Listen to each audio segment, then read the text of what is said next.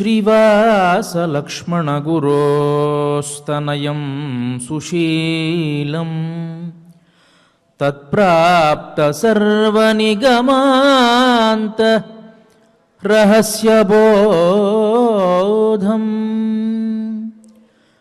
श्रीबालधन्वि कुलवारिधिशितभानुम् श्रीशैललक्ष्मणगुरुं शिरसा नमामि। श्रीशैललक्ष्मणगुरुं शिरसा नमामि। नमस्तस्मै वराहाय लीलयोद्धरते महीं खुरमध्यगतो यस्य मेरुः खणखणायते।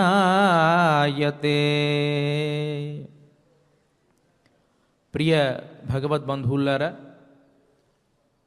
పురాణము అంటే మనకు స్నేహితుడు లాంటిది, సుహృత్ సంహితాలు అని మనం ఇంతకు పూర్వం చెప్పుకున్నాం. స్నేహితుడు ఏ విధంగా మనకు హితాన్ని మాత్రమే చెబుతాడో అదేవిధంగా ఈ పురాణాలు కూడా మనకు స్నేహితుడుగా ఉపయోగపడుతూ ఉంటాయి. ఆ మంచి విషయాలు చెప్పడం కోసం ఎన్నెన్నో ఆఖ్యానాలు, ఎన్నెన్నో ఉపాఖ్యానాలు, దానికోసం కొన్ని పాత్రలు, ఆ పాత్రలు కొన్ని కొన్ని సందర్భాలలో వచ్చి చెప్పాల్సినటువంటి సారాంశాన్ని చెప్పి మళ్ళీ అంతర్లీనమైపోతూ ఉంటాయి. ముఖ్యంగా పురాణంలో కనిపించేటువంటివి మాత్రం రెండు పాత్రలే. ఒకటిది వరాహస్వామి, రెండవది భూదేవి. ఇరువురి సంభాషణలో వచ్చేటువంటి పాత్రలే మిగతా పాత్రలన్నీ కూడాను. ఇంతకీ భూదేవి ఎవరండి? వరాహస్వామికి భార్య, వరాహస్వామి భూదేవికి భర్త. అంటే వారిరువురి సంభాషణే వరాహ పురాణము. వారిరువురు కూడా మాట్లాడుకుంటూ ఉన్నారు. భూదేవి ఎన్నో సందేహాలు వరాహమూర్తిని అడుగుతూ ఉంటే దానికి సమాధానంగా ఆయన ఎన్నో ఉదాహరణ రూపంలో ఎన్నో కథలు ఆయన చెబుతూ ఉన్నాడు. భూదేవికి తెలీదా? భర్త విషయం ప్రపంచంలో ఎవరికి తెలియకపోయినా భార్యకి మాత్రం సంపూర్ణంగా తెలుస్తుంది. ఆయన వైభవం కానీ, ఆయనలో ఉండేటువంటి లోటుపాట్లు కానీ. మరి ఈవిడ ప్రశ్న వేస్తూ ఉంది, ఆయన సమాధానం చెబుతూ ఉన్నాడు. ఎవరి కోసం అంటే సమస్త జీవజాలం కోసం. వారిద్దరూ మాట్లాడుకుంటేనే రహస్యాలు బయటపడతాయి. లేకపోతే ప్రపంచానికి, వేదవ్యాస మహర్షికి కూడా ఆ రహస్యాలు తెలియవు. కాబట్టి భూదేవి ప్రశ్న వేస్తూ ఉంటే వరాహస్వామి సమాధానం చెబుతూ ఉన్నాడు. క్రితం దినం మనం చెప్పుకున్నాం, నారాయణ స్వరూపం యొక్క విశేషాన్ని తెలియజేయాల్సింది. అసలు నారాయణుడు అంటే ఎవరు? ఈ సమస్త జగత్తుని వ్యాపించినటువంటి వాడేనా, లేకపోతే ఇంకా దానికి మించి ఎవరైనా ఉన్నాడా? నాకు ఆ సంశయాన్ని మీరు విచ్ఛిత్తి చేయాల్సింది అని భూదేవి ప్రశ్నిస్తే వరాహస్వామి అశ్వశిరుడు అనేటువంటి రాజు యొక్క వృత్తాంతాన్ని తెలియజేశాడు. ఆ అశ్వశిరుడు అనేటువంటి వాడు కపిల మహర్షిని ప్రార్థించాడు అని, కపిల మహర్షి, జైగీషవ్య మహర్షి ఈ ఇరువురు కూడాను ఆ అశ్వశిరుడు అనేటువంటి మహారాజుకి ఈ సమస్త జగత్తు కూడా నారాయణ స్వరూపమే, కాబట్టి నీవు చేసేటువంటి ఏ కర్మ అయినా సరే ఆ స్వామికి చేసే కర్మగా నీవు భావించి కనుక చేస్తే నీవు సత్ఫలితాన్ని పొందుతావు. నారాయణుడు వేరు, సమస్త జగత్తు వేరు అని మాత్రం ఎప్పుడూ కూడా భావించకు. ఈ సమస్త చేతనాచేతన సమూహమంతా కూడా ఆ నారాయణ స్వరూపమే అనేటువంటి విషయాన్ని క్రితం దినం రోజు ఒక కథారూపంగా మనం చెప్పుకున్నాం. తరువాత ఈ అశ్వశిరుడు అనేటువంటి వాడికి చాలా ఆనందం కలిగి ఇంకా కొన్ని అనుమానాలు ఆయన మనస్సులో ఉన్నాయి. ఆ సంశయాన్ని తాను పోగొట్టుకోవాలి అని చెప్పి కపిల మహర్షికి సాష్టాంగంగా నమస్కారం చేసి, అయ్యా, నాకు ఇంకొక అనుమానం కూడా ఉన్నది. ఏమిటి అంటే, కర్మశీలుడు అర్హుడా మోక్షానికి, లేకపోతే జ్ఞానశీలుడు అర్హుడా? అంటే కర్మ చేసేటువంటి వాడు అర్హుడా, లేకపోతే జ్ఞానం కలిగినటువంటి వాడు అర్హుడా అనేటువంటి ప్రశ్న వేశాడు. మనకు మోక్షాన్ని పొందాలి అంటే కర్మ, జ్ఞాన, భక్తి యోగాలు అని 3 యోగాలను మనకు శాస్త్రం ప్రతిపాదిస్తూ ఉంటుంది. కర్మయోగము అంటే అనేకమైనటువంటి వేద విహితమైనటువంటి కర్మలు చేస్తూ, పూజాధికాలు చేస్తూ, తద్వారా భగవన్ నామస్మరణతో భగవంతుణ్ణి పొందడం కర్మయోగం. జ్ఞానయోగము అంటే ఆ పరమాత్మకు సంబంధించినటువంటి పురాణ ఇతిహాస పఠనమంతా చేస్తూ ఆ స్వామికి సంబంధించినటువంటి జ్ఞానాన్నంతటినీ కూడా మనఃఫలకంపై రాసుకొని ఎల్లప్పుడూ అదే చింతనతో ఆ స్వామి ధ్యానాన్ని చేస్తూ మోక్షాన్ని పొందడం జ్ఞానయోగం. ఇక భక్తియోగము అంటే ఆ స్వామిని గురించి భజన చేస్తూ ఆ స్వామినే తలుచుకుంటూ మోక్షాన్ని పొందడం భక్తియోగం. కాబట్టి ఈ 3 యోగాలలో ఇప్పుడు ఈయన అడిగేటువంటిది కర్మశీలుడు గొప్పవాడా, జ్ఞానశీలుడు గొప్పవాడా? మనం అనుకుంటాం కర్మయోగం గొప్పదా, జ్ఞానయోగం గొప్పదా అంటే ఇక్కడ చిన్న చమత్కారం ఉందండి. కర్మయోగం చేసేటువంటి వాడికి జ్ఞానయోగం ఒక సాధనంగా, ఒక సహాయంగా ఉంటుంది. ఒక మనిషికి శరీరంలో కాళ్ళు చేతులు ఎట్లాగో సహాయం చేస్తూ ఉంటాయో అట్లానే ఎవరైనా సరే కర్మయోగాన్ని ప్రధాన భూమికగా చేసుకుంటే జ్ఞానయోగాన్ని, భక్తి యోగాన్ని సహాయంగా పెట్టుకుంటాడు. జ్ఞానయోగాన్ని ప్రధానంగా చేసుకుంటే కర్మయోగాన్ని, భక్తి యోగాన్ని సహాయంగా తీసుకుంటాడు. భక్తి యోగాన్ని గనక ప్రధానంగా చేసుకుంటే కర్మయోగాన్ని, జ్ఞానయోగాన్ని సహాయంగా తీసుకుంటాడు. చిన్న ఉదాహరణ చెప్తాను. ఎవరైనా కర్మ చేయాలి అనుకోండి, ఒక కార్యక్రమం చేయాలి అంటే ముందు ఆ కార్యక్రమం ఎలా చేయాలో తెలుసుకోవాలి. అది జ్ఞానం ఉంటేనే అవుతుంది కదా. ఎవరికైనా మనస్సులో అన్ని భావాలు ఉంటాయి కానీ కాళ్ళు చేతులు ఆడవు, ఏం ప్రయోజనం? దాన్ని వ్యక్తపరచగలడా? వ్యక్తపరచలేడు. ఎందువల్ల అంటే కర్మ చేయాలి. ఎవరైనా ఒక మనిషిని చూస్తే మనకు ఆనందం కలిగింది, నమస్కారం పెట్టాలి అనుకుంటున్నాం, కానీ కాళ్ళు సహకరించో, చేతులు సహకరించో, పెట్టలేం. ఆ మనిషికి తెలుస్తుందా? లేకపోతే ప్రపంచానికి తెలుస్తుందా ఆయనకి నమస్కారం పెట్టాలి అని? తెలియదు కదా. కాబట్టి జ్ఞానం ఉన్నంత మాత్రమే సరిపోదు, అది మన క్రియారూపంలో ప్రదర్శించాలి. సరే బాగానే ఉంది, క్రియ మాత్రమే చేద్దాము అంటే ఒకటి నమస్కారం పెట్టాలి అనుకున్నాం అనుకోండి, ఎందుకు నమస్కారం పెట్టాలి ఆలోచించాలి కదా. ఇతను నమస్కారం పెట్టదగినవాడు, ఇతను పెట్టకూడనటువంటి వాడు అనే జ్ఞానం ఉన్నప్పుడే మనం ఆ నమస్కారం పెడతాం. అది పెట్టాలి అంటే కొంత జ్ఞానం ఉండాలి. అంటే ఒక క్రియ చేయాలి అంటే జ్ఞానం కావాలి, జ్ఞానం రావాలి అంటే దానికి క్రియ చూపించాలి. ఇక భక్తి ఎట్లాగో ఆ ఒక వ్యక్తి మీద ఉండేటువంటి గౌరవం ఇదంతా కూడా భక్తిగా పరిణమిస్తుంది. కాబట్టి ఈ 3 యోగాలు కూడాను ఏది ప్రధానమైన మిగతా 2 యోగాలు కూడాను సహాయ భూమికను వహిస్తాయన్నమాట.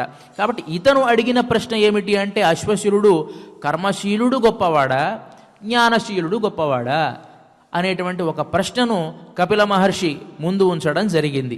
వెంటనే కపిల మహర్షి అన్నాడు కదా, ఏమయ్యా నాయనా, ఈ ప్రశ్న నీకు ఉద్భవించింది కాదు. ఇంతకు పూర్వం బ్రహ్మపుత్రుడైనటువంటి రైభ్యుడికి, వసుమహారాజుకు కూడా ఈ అనుమానం కలిగింది.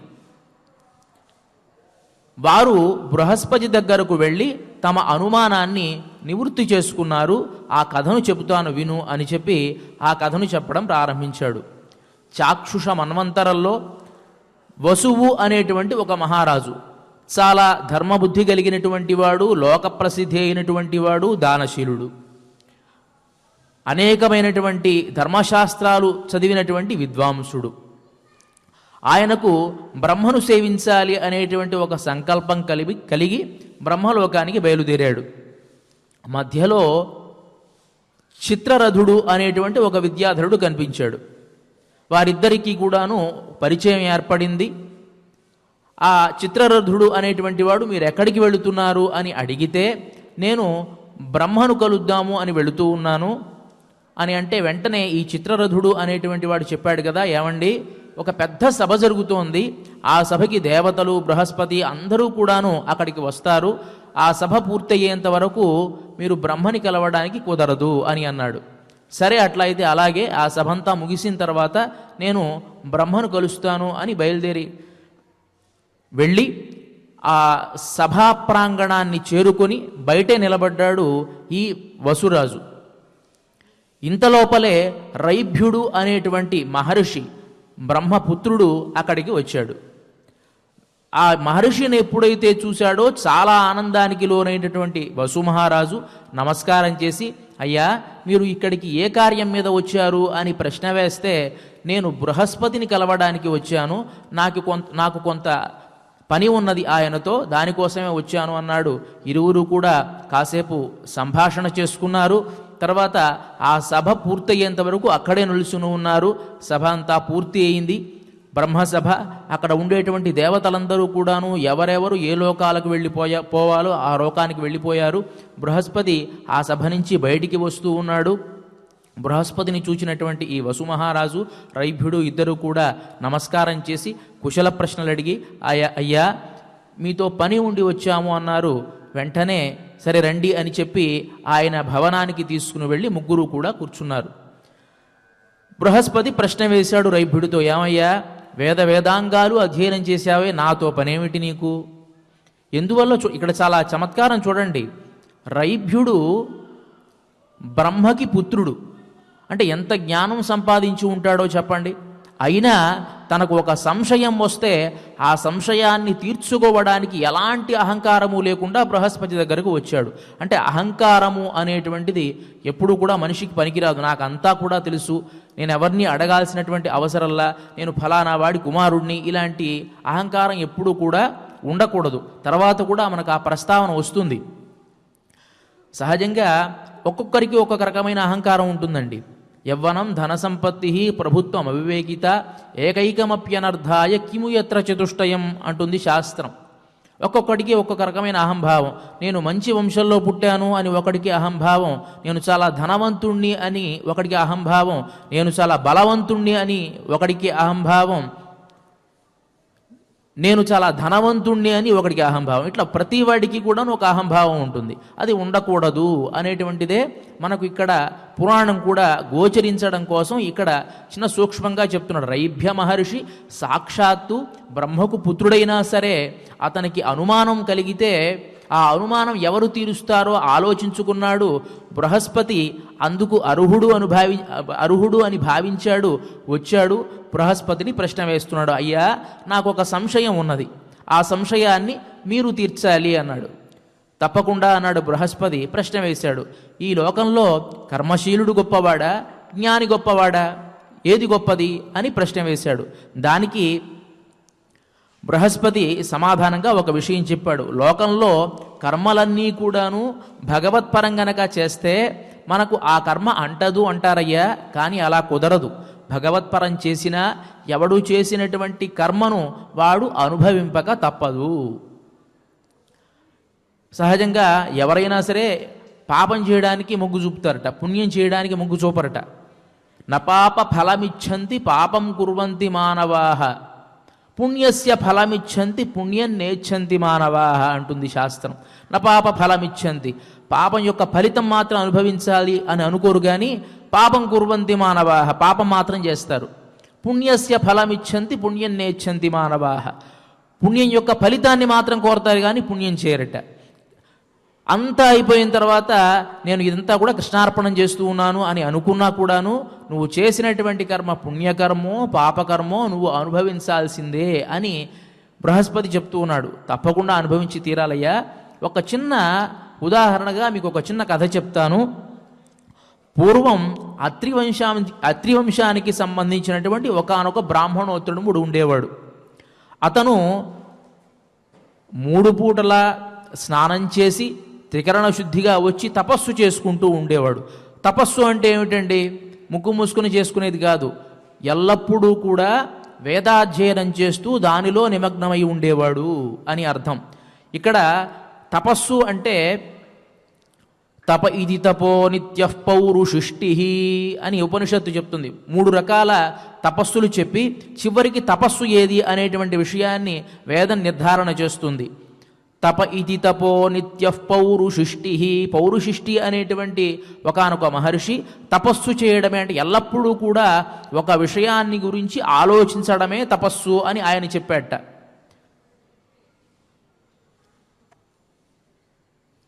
తప ఇది తపో నిత్య పౌరుషిష్టి స్వాధ్యాయ ప్రవచనే ఏవేతి నాకో మౌద్గల్య.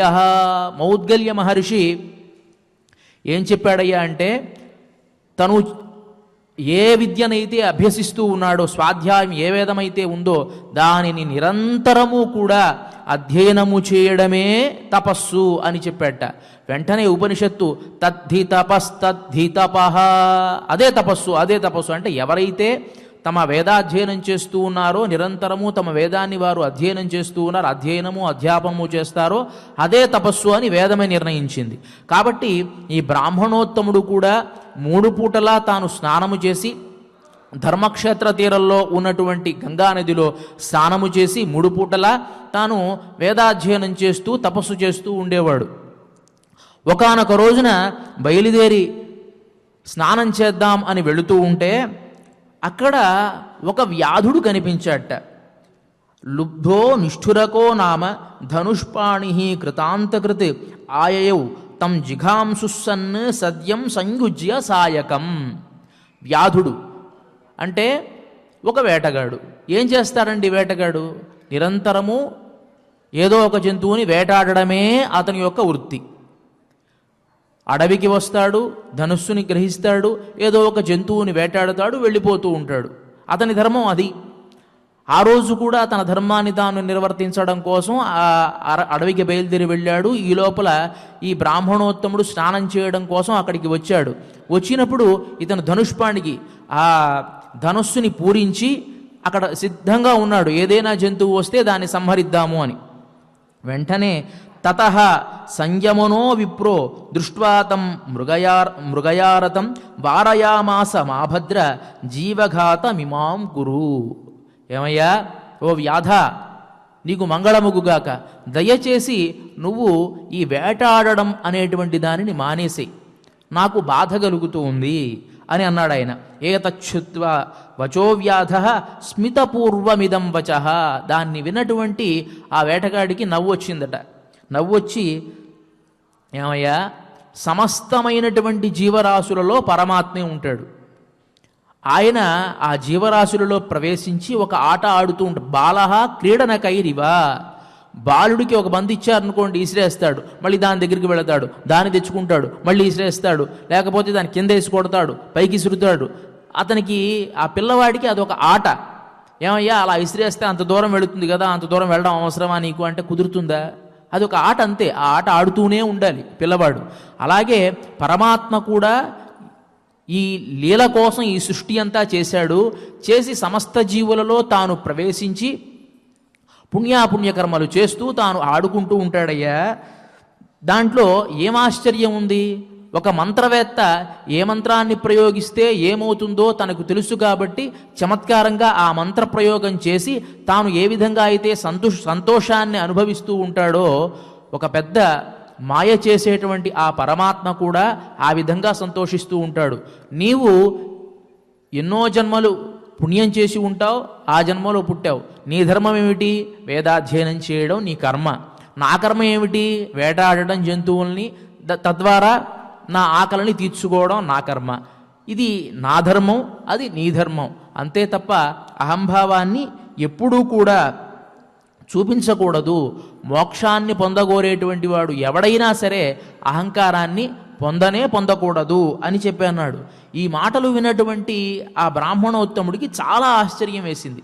ఏమిటి, చూస్తే ఇతనేమో వేటగాడు, కానీ ఇంత జ్ఞాని అయినటువంటి మాటలన్నీ ఎలా మాట్లాడుతున్నాడు అని ఆశ్చర్యంగా చూస్తూ ఉంటే, ధర్మంలో ఉన్నటువంటి మర్మాలన్నీ తెలిసినటువంటి ఆ వేటగాడు ఏం చేశాడయ్యా అంటే, అతనికి ఒక విషయాన్ని చూపించాలి, తెలియజేయాలి అని తన మనస్సులో నిశ్చయం చేసుకొని తన దగ్గర ఉండేటువంటి లోహమయమైనటువంటి ఒక వల, ఆ వల కింద ఏం చేశాడయ్యా అంటే కొన్ని కట్టెలు పేర్చాట. ఆ కట్టెలు పేర్చి, ఏమయ్యా బ్రాహ్మణోత్తమ, దానికి ఒక్కసారి నిప్పంటించు అన్నాడు. నిప్పంటించాడు ఈయన. ఈయన కూడా అహంకారం కలిగినవాడు కాదు కదా. తాను కూడా ఎప్పుడైతే ఈ వ్యాధుడు ఇంత జ్ఞానానికి సంబంధించినటువంటి మాటలన్నీ మాట్లాడాడో తన మనస్సులో ఒక రకమైనటువంటి పరివర్తన కలిగి ఏం చెప్పబోతూ ఉన్నాడో తెలుసుకుందామని చెప్పి అతను చెప్పినటువంటి పని చేశాడు. ఎప్పుడైతే ఆ నిప్పు పేర్చాడో కట్టెలు పెట్టి, ఆ వలంతా కూడా మారడం ప్రారంభించింది. అది లోహమయమైంది కదా, ఎర్రగా ఉంది, దాని నుంచి నిప్పులన్నీ కూడా వస్తూ ఉన్నాయి. కాసేపు అయిన తర్వాత అన్నాడు కదా, ఏమయ్యా నీవు ఏదైతే నిప్పుని అంటించావో ఆ నిప్పును నువ్వు తీసుకోగలవా? ఆయన పేర్చాడు. కాసేపు అయిన తర్వాత అంతా అంటుకుంది. ఏ నిప్పు అని పెట్టాడు ఎవరికి తెలుస్తుంది చెప్పండి? సరే, కాసేపు అయిన తర్వాత ఆ వ్యాధుడు ఏం చేశాడయ్యా అంటే ఒక కుండ నిండా నీరు తీసుకుని వెళ్ళి ఆ నిప్పును ఆర్పేశాడు. ఇంతవరకు కూడా ఆ నిప్పు వల్ల లోహం కూడా వేడెక్కిపోయి ఎర్రగా అయిపోయినటువంటి ఆ లోహం కాసేపు అయిన తర్వాత మామూలు స్థితికి వచ్చేసింది. ఏమయ్యా, ఈ సమస్త జగత్తు కూడా అదే. నారాయణుడు ఏం చేస్తాడో తెలుసా? అది నారాయణ స్వరూపం. నారాయణుడు కూడా ఈ లోకంలో ఈ చేతనాచేతనమైనటువంటి ఈ జగత్తులోకి ప్రవేశించి తన ఆటగా తాను ఇలా లీల చేస్తూ ఉంటాడు. ఇంతకు ముందు లోహం అంతా కూడా ఎలా ఉంది? ఎర్రగా అయిపోయింది, కాలిపోయింది. కానీ ఇప్పుడు ఎలా ఉంది? మళ్ళీ యథాపూర్వ స్థితికి వచ్చేసింది. అంటే ఈ లోకం కూడా ఎప్పుడైతే ప్రళయం సంభవిస్తూ ఉందో అన్నీ కూడా ఆయన మింగేసి తన కుక్షిలో ఉంచుకొని చాలా చిన్న పిల్లవాడిగా అయిపోయి ఏమీ తెలియని వాడిగా ఉంటాడు ఆ నారాయణుడు. ఎప్పుడైతే సృష్టి చేస్తాడో మళ్ళీ సమస్త జగత్తు విచ్ఛిత్తి అయి వ్యష్టి సృష్టి అవుతుంది. చూడడానికి ఎన్నో భవనాలుగా, ఎంతోమంది మనుషులుగా, ఎన్నో జీవరాశులుగా కనిపిస్తూ ఉంటుంది. కానీ అంతర్లీనంగా సూత్రప్రాయంగా ఉండేటువంటి వాడు ఒకడే, అతనే శ్రీమన్నారాయణుడు అనేటువంటి విషయాన్ని నీకు తెలియజేయడం కోసం ఈ విషయాన్ని చేశానయ్యా అని చెబుతూ ఉన్నాడో లేడో పైనుంచి ఒక పెద్ద పుష్పవృష్టి కురిసింది. ఒక గొప్ప విమానం వచ్చింది. ఆ విమానంలో అతను అధిరోహించాడు, బయలుదేరి వెళ్ళిపోతూ ఉన్నాడు. దాన్ని చూసినటువంటి ఈ బ్రాహ్మణోత్తముడికి చాలా ఆనందం కలిగింది. ఆహా, ఎంత గొప్ప విషయాన్ని నేను తెలుసుకున్నాను. ఎవరి ధర్మాన్ని వారు గనక సక్రమంగా ఆచరిస్తే వారికి మంచి జ్ఞానం కలుగుతుంది. అంటే ఎవరెవరి వర్ణానికి సంబంధించినటువంటి కర్మ వారు ఆచరిస్తూ తద్వారా ఆ కర్మకి సంబంధించిన జ్ఞానాన్ని పొందుతారో వారే కర్మయోగులు, జ్ఞానయోగులు, మోక్షానికి అర్హులు అనేటువంటి విషయాన్ని ఆ బ్రాహ్మణోత్తముడు తెలుసుకున్నాడయ్యా అనేటువంటి విషయాన్ని ఈ రైభ్య మహర్షికి, తరువాత వసుమహారాజుకి కూడాను బృహస్పతి తెలియజేయడం జరిగింది. ఇలా జరిగిందయ్యా ఈ వృత్తాంతం అనేటువంటి విషయాన్ని కపిల మహర్షి అశ్వశిరుడు అనేటువంటి రాజుకు తెలియజేశాడు. వెంటనే అశ్వశిరుడు ఏం చేశాడయ్యా అంటే చాలా వైరాగ్యం కలిగి మనం కర్మయోగం ద్వారా వెళ్ళాలి మోక్షానికి అని నిర్ణయించుకున్నాడు. తన స్థూల శిరుడు అనేటువంటి కుమారుణ్ణి పిలిచి తాను సమస్త రాజ్యభారాన్ని ఆ కుమారుడికే అప్పగించి నైమిషారణ్యానికి బయలుదేరి వెళ్ళిపోయాడు. వెళ్ళిపోయి అక్కడ ఉండేటువంటి అరణ్యంలో తపస్సు చేసుకుంటూ ఆయన ఎల్లప్పుడూ కూడా యజ్ఞమూర్తి ధ్యానాన్ని చేశాట. నమామి నిత్యం త్రిదశాధిపస్య భవస్య సూర్యస్య హుతాశనస్య సోమస్య రాజ్ఞో మరుతామనేకం రూపం హరిం యజ్ఞ తనున్నమస్యే అని ప్రారంభించి ఆ స్తోత్రంలో ఆ యజ్ఞస్వరూపుడి యొక్క వైభవాన్ని అంతటినీ చాలా అత్యద్భుతంగా వర్ణించి ఆయన చిట్ట చివరకు ఈ అశ్వశిరుడు అనేటువంటి అతను ఆ అగ్నిలోకి ప్రవేశించి తాను ఆత్మత్యాగాన్ని చేసి మోక్షాన్ని పొందాడు అనేటువంటి విషయాన్ని మనకు 6వ అధ్యాయంలో తెలియజేస్తారు. కాబట్టి మనకు దీని ద్వారా అర్థమైనటువంటి సారాంశం ఏమిటి అంటే ఎవరైనా సరే సమస్త చేతనాచేతనభూతమైనటువంటి ఈ జగత్తునంతటినీ కూడా నారాయణ స్వరూపంగా చూస్తూనే ఉండాలి, చూడాలి. తరువాత తమ వర్ణానికి సంబంధించినటువంటి ఆ కర్మను తాము ఆచరిస్తూ తద్వారా పొందినటువంటి జ్ఞానాన్ని తాము ఎల్లప్పుడూ కూడా స్మరిస్తూ ఆ జ్ఞానం ద్వారా తమకు గోచరమైనటువంటి ఆ శ్రీమన్నారాయణుణ్ణి ధ్యానం చేస్తూ తమ శరీరాన్ని విడిచిపెట్టాలి అనేటువంటి విషయం మనకు తెలుస్తుంది.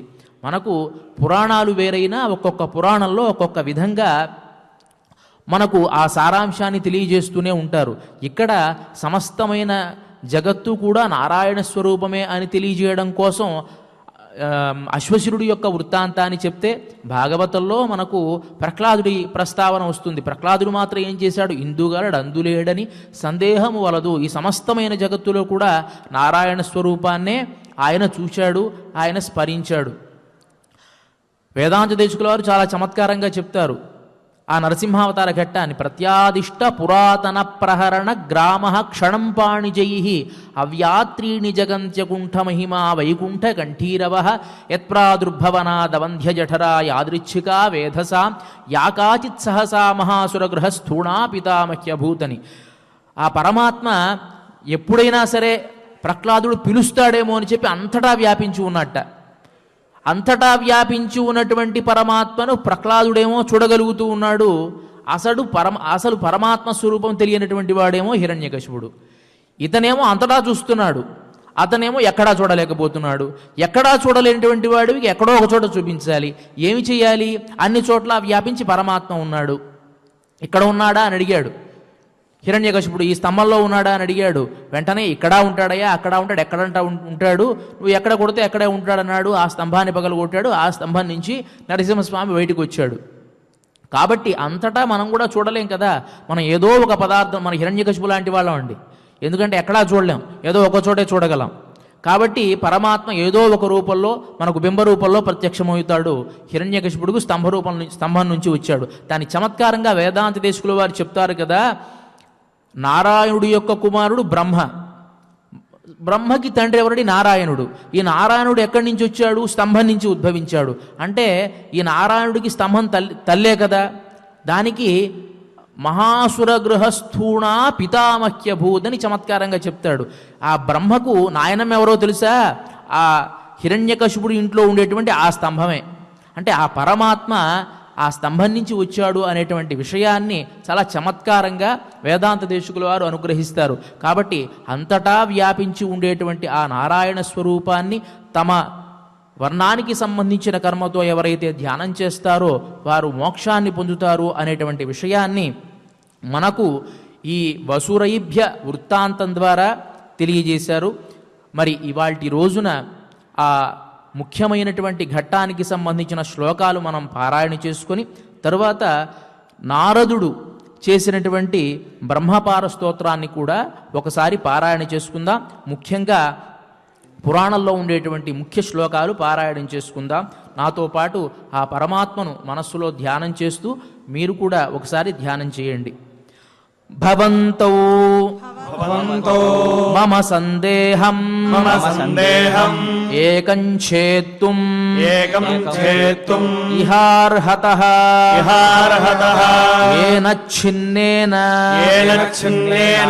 జాయేత మమ సంసార నిర్వృతిః కర్మిణా ప్రాప్యతే మోక్ష ఉతాహో జ్ఞానినా మునే ఏతన్మే సంశయం ఛింది యది మే అనుగ్రహః కృతః బృహస్పతే కర్మిణా కిం ప్రాప్యతే జ్ఞానినాథవా మోక్ష ఏతన్ మమాచక్ష్వా పృచ్ఛతః సంశయం ప్రభో పరమాత్మాత్వయం భూతైః క్రీడతే ఏకవత్స్వయం కృతామాయావలీ మంత్రైః తద్వదేతత్ న సంశయః అహం భావః సదా బ్రహ్మన్ న విధేయః ముముక్షుభిః ప్రాణయాత్రారతం సర్వం జగాదేతత్ విచేష్టితం తత్రాహమితి యశ్శబ్దః సాధుత్వం న గచ్చతి ఇత్యాకర్ణ్య స విప్రేంద్రః విప్రేంద్రః ద్విజః సంయమనస్తదా ఏవ ముక్తే తు వ్యాధేన బ్రాహ్మణో రాజసత్తమా పుష్పవృష్టిః అథాకాశాత్ తస్యోపరి పపాతః. ఇందాక మనం చెప్పుకున్నటువంటి విషయాన్ని అహంభావః సదా బ్రహ్మన్ నవిధేయో ముముక్షుభిః ప్రాణయాత్ర రతం సర్వం జగాదేతత్ విచేష్టితం అని చెప్పేటువంటి విషయాన్ని చాలా అత్యద్భుతంగా చెప్తారు. అహంభావము అనేటువంటిది ఎవరికి కూడా ఉండకూడదు, ముఖ్యంగా ముముక్షువులు అనేటువంటి వారికి ఉండకూడదు అనేటువంటి విషయాన్ని చెబుతూ పరమాత్మ ఈ భూతములతో ఆడుకుంటూ ఉంటాడు. ఏకవత్ స్వయం తను ఒక్కడే ఆడుకుంటూ ఉంటాడు. కృతా మాయావలీ మంత్రై తత్వదేతన్ అసంశయ. ఒక గారడీవాడు ఏ విధంగా అయితే ఒకే బంతి ఉంటుంది, విసురుతూ ఉంటే రకరకాలుగా కనిపిస్తుంది, అలా చేస్తూ ఉంటాడో ఒకే ఒక పరమాత్మ తానే ఇన్ని విధాలుగా పరిణామం చెందుతూ అనేకమైనటువంటి చమత్కారాలు చేస్తూ ఉంటాడు అనేటువంటి విషయాన్ని చెబుతూ చివరికి తత్రాహమితి యశబ్ద ససాధుత్వన్న గచ్చతి. నేను అనేటువంటి అహంభావం అసలు మంచిది కాదు. ఇత్యాకర్ణ్య సవిప్రేంద్రో ద్విజః సంయమనస్తదా. దీన్ని వినటువంటి బ్రాహ్మణోత్తముడు చాలా ఆనందానికి లోనయ్యాడు అని చెప్పి, ఎప్పుడైతే ఈ అత్యద్భుతమైనటువంటి రహస్యాన్ని వ్యాధుడు తెలియజేశాడో పైనుంచి పుష్పవృష్టి కురిసింది అనేటువంటి విషయాన్ని ఈ శ్లోకాల ద్వారా మనం తెలుసుకుంటూ ఉన్నాం. తరువాత చాలా అద్భుతమైనటువంటి శ్లోకం నారదకృత బ్రహ్మపార స్తోత్రం. నారద మహర్షి సారస్వతుడుగా జన్మించి తాను మళ్ళీ బ్రహ్మపుత్రుడిగా జన్మించడం కోసం ఒక గొప్ప తపస్సును చేశాడు ఆయన. ఆ తపస్సును చేసినప్పుడు తాను ఎల్లప్పుడూ కూడా నారాయణ మంత్రాన్ని ధ్యానిస్తూ ఈ బ్రహ్మపార స్తోత్రాన్ని పారాయణ చేశాడట. ఎప్పుడైతే ఈ బ్రహ్మపార స్తోత్రాన్ని పారాయణ చేశాడో తాను వెంటనే ఆ పరమాత్మ యొక్క కృపకు పాత్రుడై తన శరీరాన్ని అప్పటికప్పుడే విడిచిపెట్టి బ్రహ్మకు పుత్రుడిగా జన్మించాడు అని చెప్పి మనకు ఈ పురాణం తెలియజేస్తూ ఉంది. అంటే ఎలాంటి కష్టాన్నైనా పోగొట్టగలిగేటువంటి ఒక గొప్ప స్తోత్రం ఈ బ్రహ్మపార స్తోత్రం అనేటువంటి నారదకృత బ్రహ్మపార స్తోత్రం. దీన్ని మనం ఆ పరమాత్మను మనస్సులో ధ్యానం చేసుకుంటూ మనకి ఈ మంచి అవకాశాన్ని ఎస్వీబీసీ ఛానల్ వారు అందించారు. ప్రత్యక్షంగా ఈ ప్రసార మాధ్యమాల్లో ఉన్నవారు ఎవరైనా ఈ మనస్సులో ఆ పరమాత్మ యొక్క ధ్యానం చేస్తూ ఇక్కడ ఉండేటువంటి ఆ వరాహమూర్తిని కూడా మనస్సులో భావన చేస్తూ నిమీలిత నేత్రుదై మాతో పాటు ఈ పారాయణం చేయండి. పరంపరాణం అమృతం పురాణం పారంపరం విష్ణుమనంత వీర్యం నమామి నిత్యం పురుషం పురాణం పరాయణం పారగతాం పరాణం పురాతనంతు అప్రతిమం పురాణం పరాపరం పారగముగ్రతేజసం గంభీర ధియాం ప్రధానం నతోస్మి దేవం హరిమీషితారం పరాత్పరం చాపరమం ప్రధానం పరాస్పదం శుద్ధపదం విశాలం పరాత్పరేశం పురుషం పురాణం నారాయణం స్తౌమి విశుద్ధ భావః పురాపురం శూన్యమిదం ససర్జ తదాస్థితత్వాద్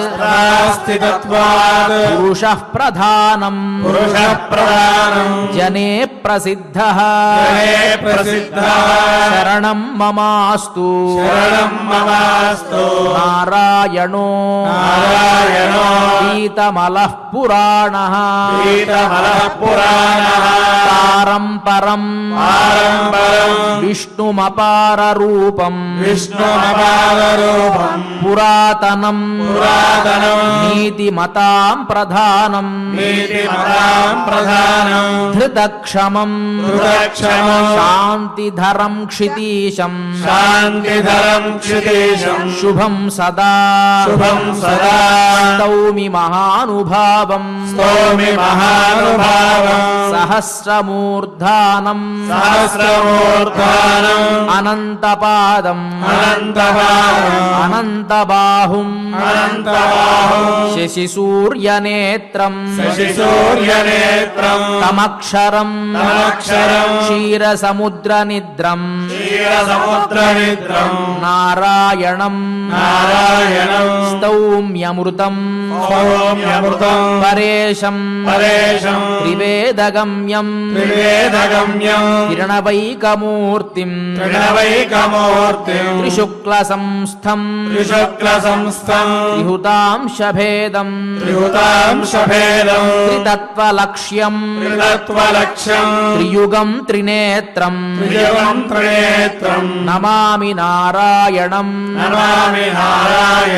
అప్రమేయం కృతేసితం రక్తతనుం తథా చ త్రేతాయుగే పీతతనుం పురాణం తథా హరిం ద్వాపరతః కలౌ చ కృష్ణీకృతాత్మానం అథో నమామి ససర్జయో వక్త్రత ఏవ విప్రా భుజాంతరే క్షత్రమథోరుయుగ్మే దిశః పదాగ్రేషు తథైవ శూద్రా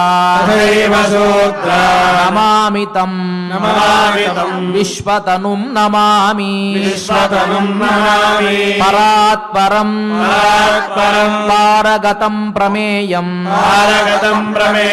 యుధాం పతిం కార్యత ఏవ కృష్ణం గదాసి శర్మణ్యభృతోత్థపాణిం నమామి నారాయణం అప్రమేయం ఇతి స్తుతో దేవవరః ప్రసన్నో జగాదమాం నీరదతుల్యఘోషః వరం వృణీష్వేతి అసగృత్తతోహం తస్యైవ దేహే యమిష్టవాంశ్చ ఇది శ్రీవరాహపురాణే ఆదిభూతవృత్తాంతే నారద జన్మోపాఖ్యానో నామ